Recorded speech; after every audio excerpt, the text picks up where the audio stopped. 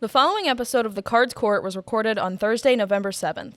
The Cards Court is taped at the Betsy M. Ross studio inside Ball State SportsLink, presented by Victory Honda of Muncie. Chirp, chirp, and go Cards. Good afternoon and welcome to this week's edition of The Cards Court presented by Victory Honda of Muncie. This is the #1 weekly Ball State basketball vodcast in the world. We're here from the Betsy M. Ross studio here in Ball State SportsLink.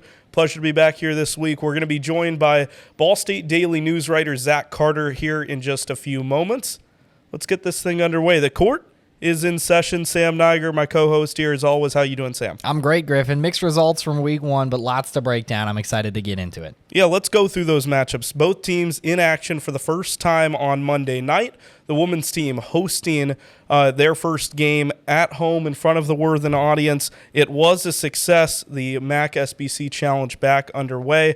Ball State women's basketball got it done. 60-46 over the Old Dominion Monarchs. Meet the team night. Got a good crowd in Muncie. Men's team, on the other hand, they went at Georgia State to Atlanta. Close game. Couldn't pull it out in the end. 71-66 the final there. Let's start with women's basketball, Sam. They got it done, 14 points.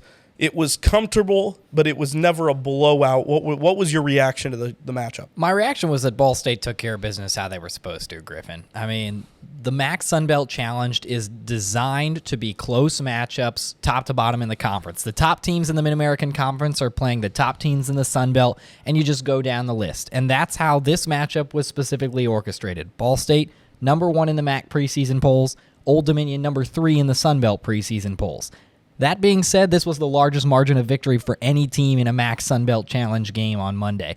So Ball State not only took care of their business, defended home court, won by double digits, they also kind of solidified themselves not only as one of the best teams in the Mid-American Conference, but also one of the best mid-major teams in the country because they beat a team that is as good as Old Dominion by 14 points and really didn't take their foot off the gas for the entire 40 minutes. And the score wasn't super high, but that plays into the Cardinals' hands defensively, holding an Old Dominion team that I think is expected to be able to shoot the ball pretty well this season to just 46 points. You look at some of the stats. Allie Becky leading the way at scoring with 13 points, but she had 3 steals. She had a block. Marie Kiefer with 4 blocked shots, a total of 8 by the Cardinals. The defensive presence near overwhelming at times for Ball State. Yeah, it was great defense from Ball State, but let's be honest with ourselves, Griffin. It was some of the grossest three-point shooting from both teams that I've seen in a long time. Old Dominion was 2 for 16 from beyond the arc. Ball State not much better at 3 for 17. 5 combined threes made between the two teams. Obviously, that reflects in just 46 points for Old Dominion. Yes, Ball State played great defense, but Old Dominion, I wish for their sake that the Monarchs had settled into the game a little bit earlier because especially throughout that first quarter, they were just hucking up shots. They were not going deep into the shot clock. They weren't finding the ball movement that we were accustomed to seeing an Old Dominion team have from years past. They just looked a little rattled. So give the Cardinals credit for coming out, putting the pedal to the metal early, but I wish Old Dominion had settled in because maybe Ball State didn't see the best from Old Dominion. I think if this game had been played in the second rendition of the MAC Sunbelt Challenge later on this season in February, I think we'd see a closer matchup. But that being said, I do think Ball State did the right things on the defensive side of the ball to be able to shut down the Monarchs. Old Dominion did not hit a field goal for the first 6 minutes and 30 seconds of that contest. Yeah. Of course, some of that attributed to Ball State's defense, and as you mentioned, some of it just Old Dominion unable to really settle into the game early. Let's turn the page to the men's game. It was a tough battle, tied at 27 apiece. Neither team really ever got the shooting going. You can expect a little bit of that in the first game of the season, but it's a Ball State team that looks to improve here as we enter the next week after losing by 5 points. And again, Griffin, this is designed to be a competitive matchup between Ball State and Georgia State. Again, it was the MAC Sunbelt Challenge. Now, maybe these two teams aren't the premier teams at the top of their conference like we saw from the women's side, but this is a Ball State team that did trail by 11 points with 8 minutes and 4 seconds to go.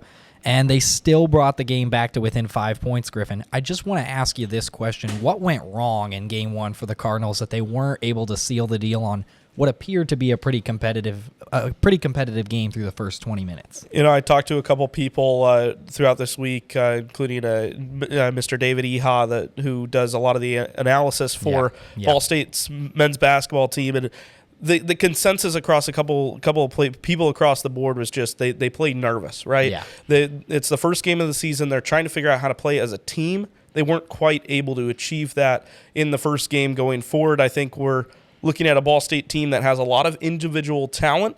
And Michael Lewis, I'm sure, will echo that sentiment. They have a lot of individual talent, but still trying to find a way to play together. You look at some of the stats. Fat Hill, 17 points in his Ball State debut. Wanzi Gorosito, 12 points in his Ball State debut. 3 of the 5 starters for the Cardinals were not in a Cardinal uniform last year. Yeah. We've come to expect that from the transfer portal. It's nothing new for the coaching staff. It's nothing new for the fans. But seeing how the new players and new additions to this Cardinal team fit into the equation is always interesting. And Griff, we did see similar things from the women's team as well. We saw a lot of play from Elise Horner, Lachelle Austin. Both of them were starters.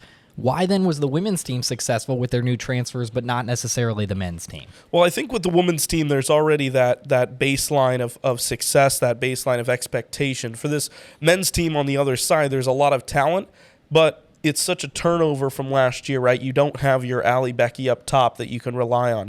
You don't have your Marie Kiefer, who's a seasoned veteran down low. You're relying on guys like Mickey Pearson, who is an active player in the Ball State team, but maybe doesn't have that facilitator role yet in this Cardinal offense. You're relying on a guy like Peyton Sparks, who has experience in Muncie, but he's coming from an Indiana team where he didn't get a whole lot of minutes, and he's still trying to get back into 30-minute shape instead of 7-minute shape. Right. And it's a different brand of basketball that this Ball State men's basketball team is having to try to navigate and learn how to play, that the women's team hasn't necessarily had to have the same struggles because the expectation and the preparedness is there. And I don't think that's necessarily a poor reflection on the men's team. It's just something that early in the season they have to break through and address. I do have one concern, and you mentioned it kind of already, Peyton Sparks. Just 1 point for him in his first game back in Muncie. This was kind of heralded as a return of the king moment. He's a local kid. People at Ball State seem to like him a lot. Why was he so limited in game 1 against Georgia State? Based on what I've heard, it was simply a case of being under the weather, dealing with some cramps in the second half, trying to get back into game action. Like I said before, he's averaging 7 minutes a game in Bloomington. You're not going to have the natural stamina right away through off-season workouts to be able to play 30-something minutes in a college basketball game, because at the end of the day, you can practice, you can run drills, you can run suicides on the court, but game action is game action. It's going to take him some time, and that's only natural. I think as we see Peyton start to get back into his comfortability, get back into his game shape, that'll come, but you could see the physicality. He got 6 or 7 rebounds. The points weren't there. He hasn't quite figured out how to adjust down to the block yet in this new Ball State team, but you can see the hustle. You can see the physicality. The pieces are there. It's just a little bit away from coming together. I think we'll see it here in the next few weeks. So what I'm hearing is don't hit that panic button quite yet. Ball State's going to be fine. They're going to have a chance to win this upcoming week as well. That's pretty much what I've got. Well, that's great. It's good to hear that the Cardinals don't need to worry about anything just yet. Yeah, well, we're going to take a break. When we get back, Zach Carter will join us from Ball State Daily News. We're looking forward to hearing from him. This is the Cards Court presented by Victory Honda of Muncie here on SportsLink Digital. Victory Honda of Muncie. We're not just another car dealership, and here's why. We stand behind every car we sell and are dedicated to helping our customers save time and money. All our pre-owned cars undergo a rigorous 182-point inspection and come with a 90-day warranty to ensure that you're getting a Victory quality vehicle. Plus, you'll get 2 years of complimentary oil changes and tire rotations. We're part of a top 15 dealership group and have an enormous selection of vehicles with access to inventory at over 45 locations. You always get more for your trade and the best possible rates with us. We have an excellent relationship with hundreds of lenders. Our exclusive Car Doc maintenance and membership program will help you save hundreds of dollars in the process of maintaining your vehicle. Lastly, our state-of-the-art body shop and certified technicians perform high-quality repairs and paint work on most vehicle makes and models. Victory Honda of Muncie. We're not just another car dealership. Welcome back here to the Cards Court. This week's guest is a junior in the Ball State CCIM family, the lead sports editor in Ball State Daily News, and he's a beat writer for Ball State men's basketball. Please welcome Zach Carter to the show. Zach, how you doing? I'm doing good, man. Thanks for having me. Is that mic on? Are you hearing that okay? Yeah. Okay. All right. I Well. barely heard it. Was that just me? No, that's just you, Griff. Okay.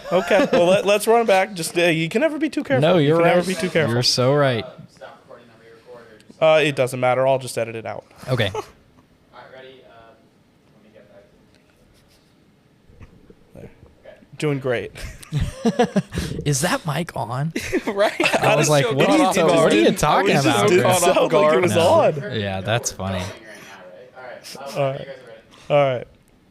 Welcome back here to the Cards Court, presented by Victory Honda of Muncie. Griffin, Leonard, and Sam Neiger here with this week's guest. He's a junior in the Ball State CCIM family. He is the lead sports editor at Ball State Daily News and one of the beat writers for Ball State men's basketball. Please welcome Zach Carter to the show. Zach, how you doing? I'm doing great, man. Thanks for having me. Yeah, of course. Now, let's start just talking about you for a little bit here. How did you get started in the news field, and what drew you to Daily News specifically? Absolutely. So I'm a Delaware County guy. I'm from Muncie. I went to Delta High School, if anybody knows where that is. It's like 15 minutes from here. I had a great teacher, journalism teacher, Tim Cleland. Probably a lot of people in this area know who that is. Really got me started in that, and ever since my sophomore year, loved sports reporting, liked writing in general, but sports reporting was my thing. And 3 years later after graduating, I'm here. I'm now the editor of the Daily News, and I haven't stopped since I started. So Yeah, that's phenomenal to hear. And I'm curious about what led you originally to the men's basketball team. Why specifically is this men's basketball team fun to cover? Well, I think men's basketball in general, and really basketball in general, not men's. I mean, women's the last few years has been growing, but men's really, I watched IU growing up. I come from an IU family that loves IU basketball, so watching men's basketball has been something I've been doing since I was like 4 or 5. And my mom went to Ball State and my aunt went to Ball State, so we've always kind of liked Ball State basketball. And the thing about this program is right now I feel like there's a breath of fresh air in this program. I think that makes it really fun to cover, and I'm excited for the season. As part of your job with Daily News, not only do you cover Ball State sports, but you stay pretty active in the community, getting to cover around. I know I've seen you bouncing around at some various Delaware County events. Do you have a preference in what you cover and why? Oh, man. I honestly just like covering sports. I think football and basketball are my two favorites, but I mean, I've covered golf. I think that's been interesting. Baseball. I covered Ball State softball for a little bit. That was really fun. And when it comes to Delaware County sports, I started doing that my freshman year, and I mean, covering high school sports, I feel like college sports is awesome, but high school sports where kids just want to play sports, and covering that, it's one of the greatest things I get to do. And I'm curious because you are a local guy. You understand what this Muncie community means to you specifically, but also what local news means to you. Being in print journalism, how important is that to continue the craft of print journalism, even in when the medium is starting to change in the 21st century? Oh, I think it's huge. I mean, you think about the older days, like how when a team won sectional or something, someone would have that at a coffee shop, like the cutout on a wall, and like that's special. And I think continuing that trend, small towns and sports, that's something that goes hand in hand, and being able to cover that and really keep the print version and even the online version going, it's something I take pride in. It's something that I've really enjoyed when I was in high school, just reading the Star Press when they'd cover Delta where I went. So just continuing that trend and keeping it going, it's definitely something that gives me joy, and I love doing it. So it certainly sounds like you're pretty versatile in what you cover. Let's hone in on Ball State men's basketball here for the moment. When you look at this team, we're one game in now. I'm sure you've been having conversations with coaches, with players, people around the community. Just general thoughts after one game down, seeing the initial look at the team, and what you expect to see here in the next week. Yeah, and I think the one thing that really struck me and a few others with this team is the depth this team has. I know last year after a few games there were injuries, the bench was a concern, but what Michael Lewis did this season, bringing in a lot of guys that have played college basketball and not really – I feel like in the past in the game, you get young guys, you build them up, but you can't do that with the transfer portal and stuff like that now. You have to go and get guys who have played the game that you can mold into a group, and he did that. I mean, Jamari Hill, who was their leading scorer in Game 1, looked great. And I know their shooting night wasn't that great, but that's a first-game thing. Getting the jitters out, getting this team going together, that's going to happen. And, you get Peyton Sparks back, who I know Coach Lewis said he was dealing with cramps that game. So, only 1 point, but I don't think that's something that you have to worry about being a Ball State basketball fan. But I just think how deep this team is. And then you got guys that just are good returners. Mickey Pearson had a double-double. He looked really good. Ben Hendricks got some solid minutes. I think the best thing about this team is you have guys who know what this program needs, but also new guys who can really fit in with this program as well. And you're around this team almost daily, so I'm curious about what the overall mindset of the team was after that first loss. Obviously, you don't want to start the year off 0-1, but how did the team adapt to that first loss? Oh, yeah, and I think talking to Coach Lewis after the game, he loved the fight they showed. And that's something where you don't really know what a team's going to do until you start playing games. You can see it in practice, you can guess and, make some estimates, but seeing them play and have that fire is something that Lewis has been looking for in a team since his first year. And I think last year you saw that a little. But, the way the guys handled the win, I know Ethan Britton handled the loss, but I know Ethan Britton Watts, liked what he saw. Of course, you don't like to lose your first game of the season, but it showed them what they need to work on. And this team gives me the vibes that, they're ready to take a season and get better, not just we expect, success at the start. This is a team, this is a head coach and the rest of a coaching staff that knows that, the basketball season, it's a marathon, it's not a sprint. You got some time. And I think, getting ready for MAC season, this team has the drive to get better for that time. Yeah, when you look at after the opening night loss, you turn to a matchup now coming up this weekend with Franklin College, a Division III school. And I got the chance to talk to Coach Lewis in the build-up to the game coming up, where he said that he doesn't care if it's Franklin College. He doesn't care if it's the Harlem Globetrotters. The opponent is completely meaningless in the terms of what they're looking to get out of the game. When you go into a matchup knowing that, at least on paper, there's a pretty clear gap there, how do you approach that game with the same mindset of any Division I team? Well, if you're a competitor and you're playing college basketball, I don't think you have to find that. You have been playing basketball for a long enough time where whoever steps on the court, you just want to beat them. And I think whether it's you're playing D3 or you're playing Purdue or IU, it doesn't matter who steps on that court. And also with it being Ball State's first home game of the season, that is so big for that team. A lot of these guys have not played in Worthen Arena. Being able to play in front of the Muncie crowd, I think that's going to be a big deal. And, it could be, like I said, it could be IU, it could be the Indiana Pacers. I think these guys expect they're going to go out there and try to win that game. Zach, it's a relatively weak non-conference schedule for Ball State, all things considered. The second game that they have this week is at Dayton. That's one of two Atlantic 10 matchups this year. That seems to be the clear matchup, at least to me, that jumps off the page as being their best non-conference matchup of the year. How important is it for Ball State to put a good foot forward, despite the fact that matchup is so early this season? 100%. And I think if you talk to, and this can be a high school coach, a college coach, really anybody, you would rather have a schedule that has some games like that in there to see what this team is made of. And I think Dayton's, usually a very good program. And with it being, Dayton, a team that has been good, like I said, Ball State's going to know early what they need to work on for MAC season. And the best practice you can have knowing, okay, this is what we got to work on. You have Indiana State after this, another pretty big game. Yep. This is what we need to get better at. This is what works. As long as you can figure that out before MAC season and have that experience, your coaches are going to want to get their team tested. They don't want to play an easy schedule thinking, okay, we're the greatest team ever. You want to be tested before MAC season. I think one of the biggest things this team needs to do is, and we talked about it a little bit earlier, Sam, is turn individual talent into team success. On Monday, it was a lot of individual ball, and that's something that Coach Lewis and company will be trying to address as the season moves on here into the first few weeks.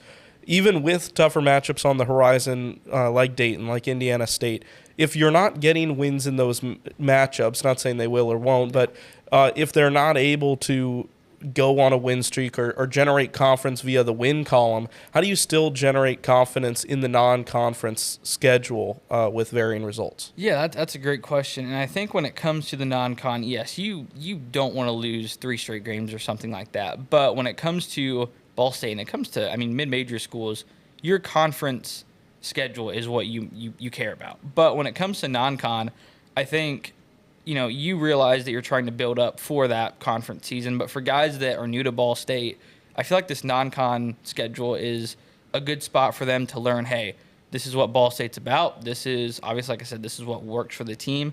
And I think for non-conference games, like I said, if you were truly a college basketball player and even a fan, it doesn't matter who you play. You think you're going to win. And like I said, like you kind of mentioned how it was a lot of individual play on Tuesday or Monday. Monday, yeah, you got Mondays, it. Third time's long the charm. schedule, right? So you learned, okay, we have some players, we have some great talent.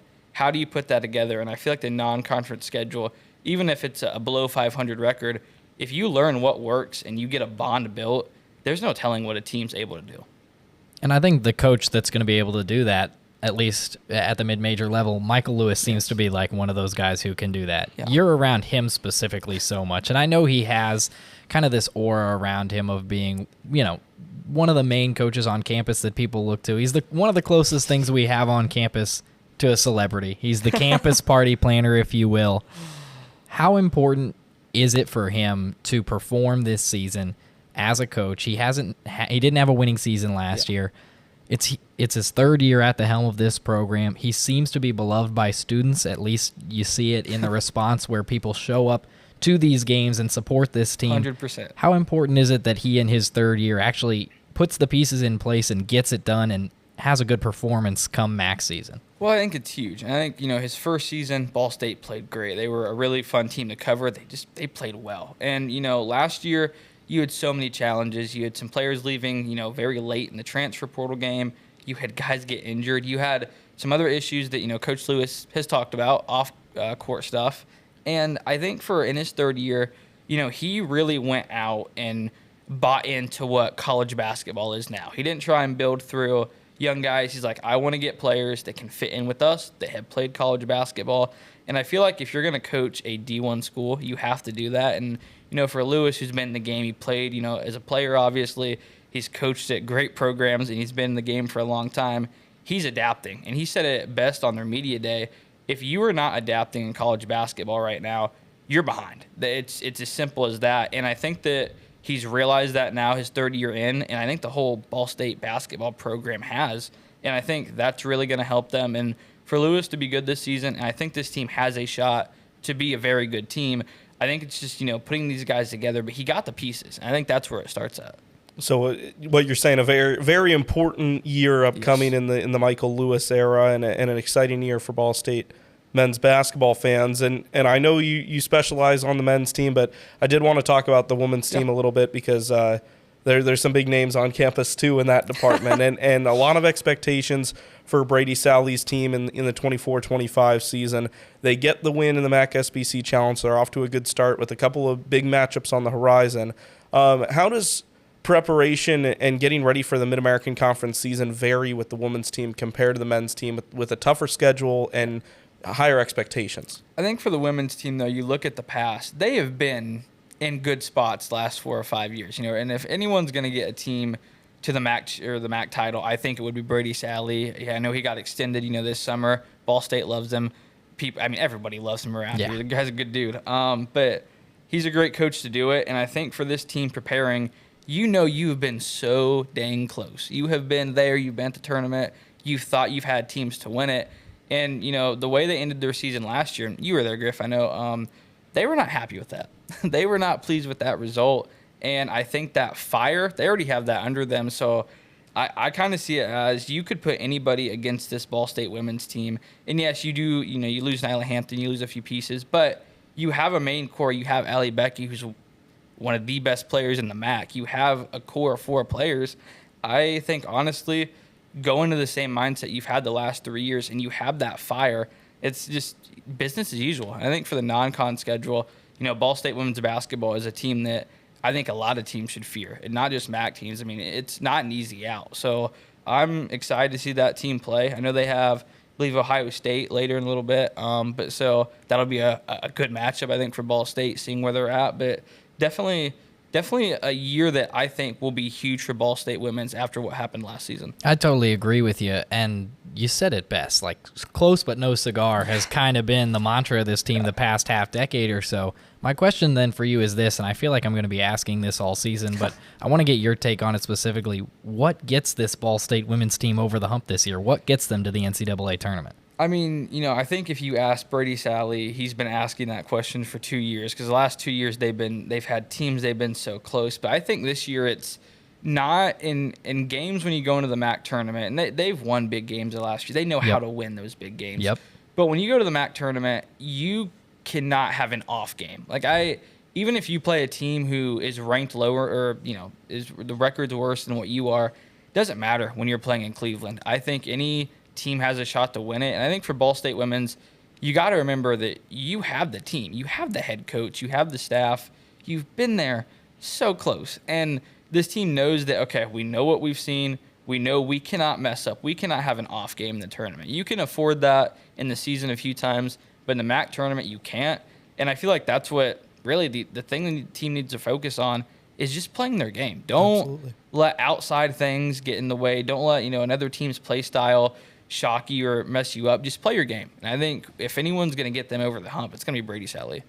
So I know after the break we're going to talk some bold predictions, some final thoughts before we sign off. And I wanted to ask you the same here as we look at the next week, a pivotal week in the non-conference schedule for both teams, just to see if you had any comments, any predictions, just of how you think this week's going to go for the Cards. Well, I think when it comes to men's, I think tomorrow against Franklin is a huge game. I think Ball State is favored in that game, I think we should say. And, it's first home game, so they don't want to lose that. No doubt. I know Michael Lewis does not want to lose that, definitely.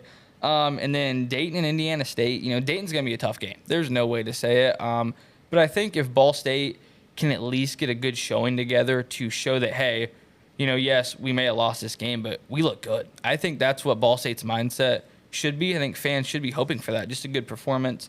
Indiana State, I know Indiana State beat Ball State last year when they played in the Indy Classic in Indianapolis, but Indiana State lost a lot of players last year. Yeah. And I think, if you're on that team last year for Ball State, Mickey, Ben, Mason, a lot of those guys, it's a revenge game. It's a home game. So I think Ball State has a decent shot in that Indiana State game. For the women's, I'm never going to count out this women's team. I've said that since I arrived here on campus. They're just good. They have a good program. They have a great head coach. I know you have IU Indy on Friday after the doubleheader with the men's. I think the women's have a really good shot at that. You play University of Memphis and University of Northern Iowa. I honestly see this women's team probably starting out 3-4-0, something like that.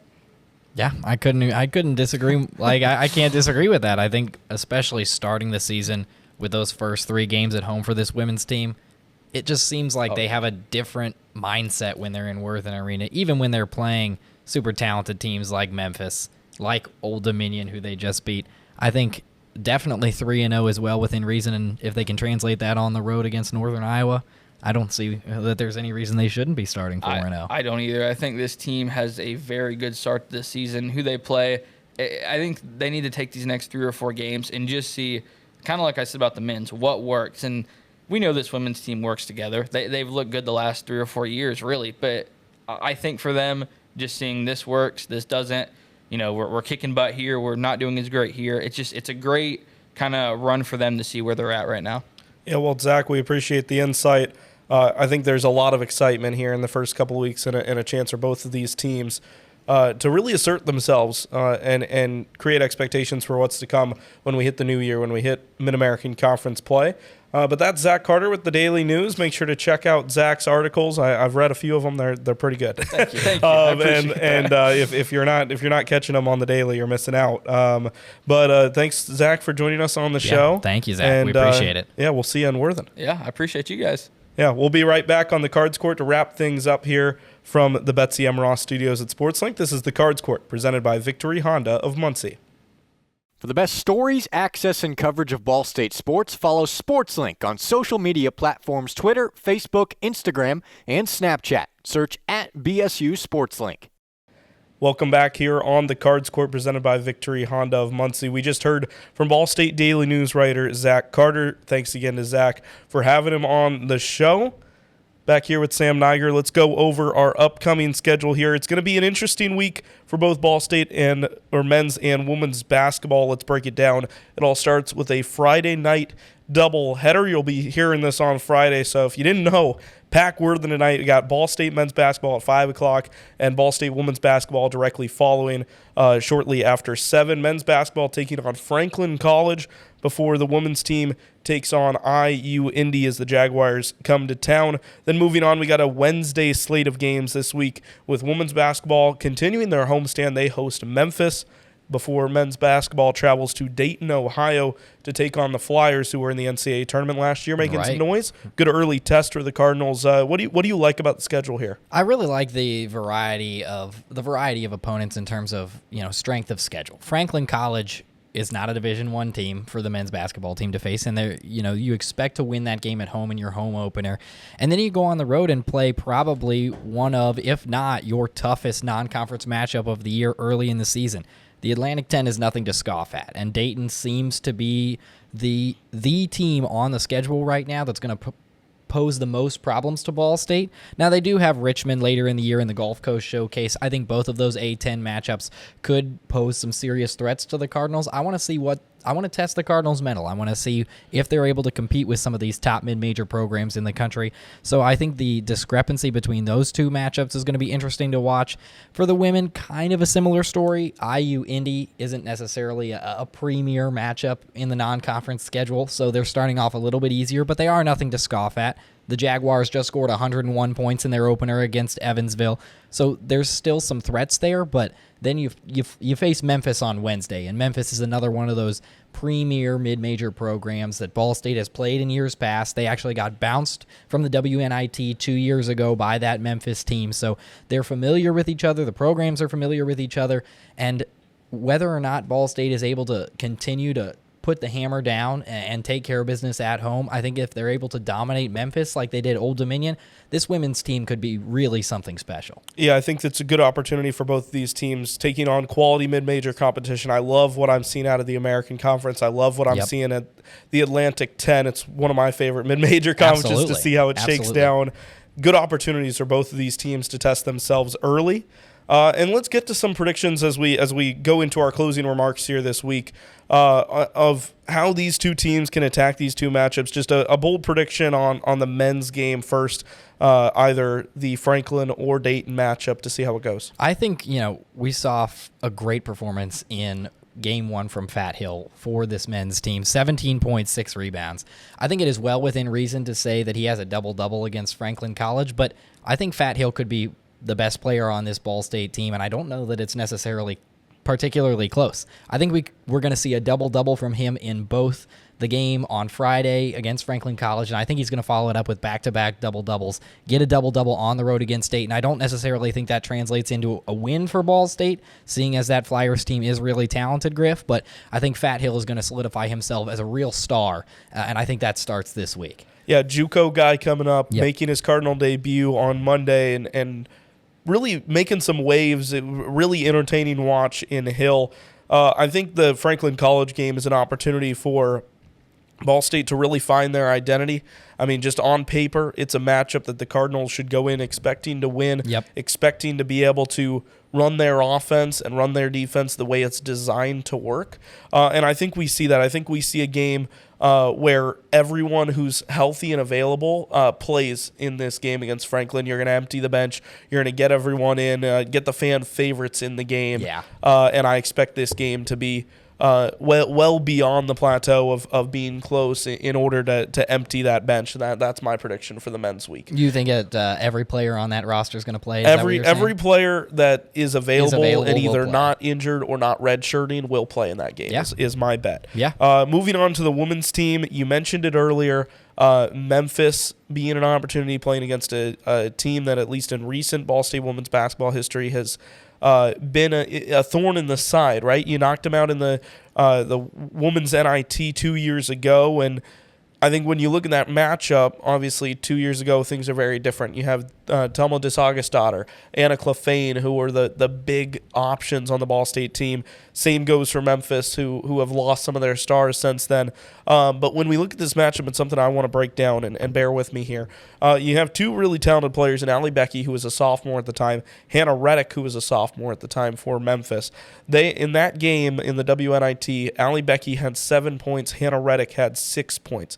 I think that both of those two players triple that scoring margin in that game, and Becky goes for at least 21. Reddick goes for 18 as we see a high-powered showdown between two teams that have postseason aspirations. Yeah, I think that could be definitely something to watch, especially after Allie Becky had a quiet 13 points against Old Dominion. I say quiet, but she was the team's leading scorer. The offense really was just that spread out. 5 different Ball State players reached double figures in scoring, but I think it's well within reach in big games like that against hallmark opponents. Allie Becky usually plays her best basketball, so I think from that perspective, we could definitely see 21 points from her. I don't want to overlook this IU Indy team, though. I was talking with Brady Sally yesterday just about how does he make sure that this team doesn't overlook the Jaguars, and he said anytime a team scores triple figures in total in their first game of the year, that should raise some eyebrows. That should get you understanding that this team is nothing to scoff at. Not to mention the fact that this IU Indy team, back when they were IUPUI last year, they hosted the Cardinals early in the season, and Ball State only won on the road 67-63, just a 4-point margin. It was one of their closest margins of victory against another mid-major program in the non-conference schedule. So definitely something that Ball State is going to have to take a look at. They're going to have to reassess themselves to make sure that they aren't in as close of a game this year. I think they're going to be able to do that. My bold prediction, if you will, for this IU Indy game is that I think the Cardinals win by more against IU Indy on the floors of Worthen Arena than they did against Old Dominion in Game 1. They won by 14 points against the Monarchs in Game 1. I think they win by at least 15, if not more, against IU Indy on the floors of Worthen Arena on Friday night.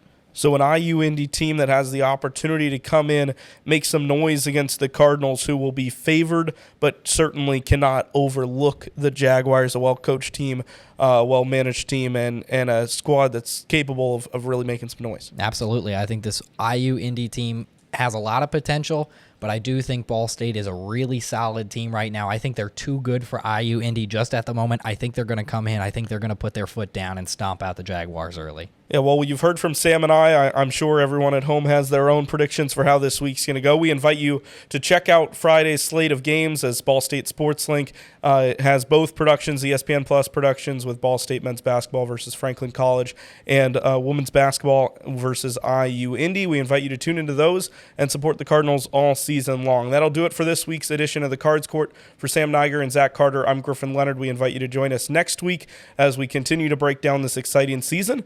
From the Betsy M. Ross studios here on Ball State Sports Link, this has been the Cards Court presented by Victory Honda of Muncie. Have a great week, Cardinals fans.